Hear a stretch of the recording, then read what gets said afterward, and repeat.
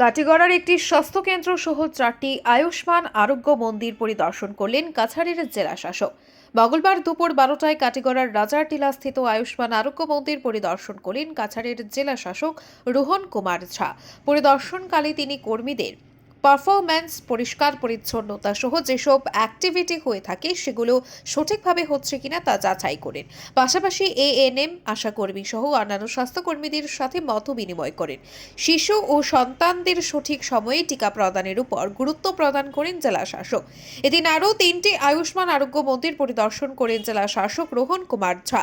Jalalpur ভিপিএইচসির BPM Burhan ul Haq চৌধুরীকে সঙ্গে নিয়ে জেলা শাসক রোহন কুমার ঝা ক্রমান্বয়ে চণ্ডীনগর আয়ুষ্মান আরোগ্য মন্দির, সৈয়দপুর আয়ুষ্মান আরোগ্য মন্দির এবং খেলুমা আয়ুষ্মান আরোগ্য মন্দির পরিদর্শন করেন।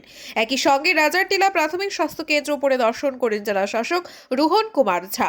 এ সময় উপস্থিত ছিলেন দক্ষিণ কাটিগড়া জেলা পরিষদ সদস্য অসীম দত্ত, জিপি সভাপতি ইসলাম উদ্দিন চৌধুরী প্রমুখ।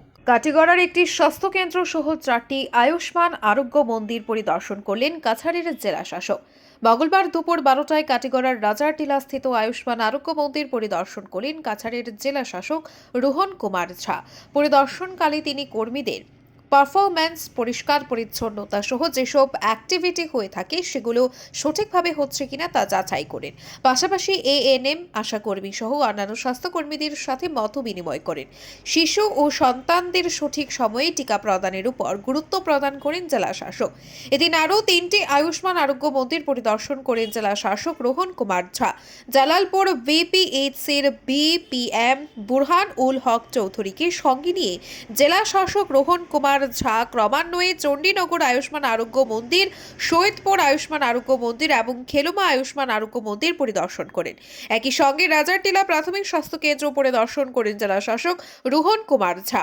এ সময় উপস্থিত ছিলেন দক্ষিণ কাটিগড়া জেলা পরিষদ সদস্য অসীম দত্ত, জিপি সভাপতি ইসলাম উদ্দিন চৌধুরী প্রমুখ।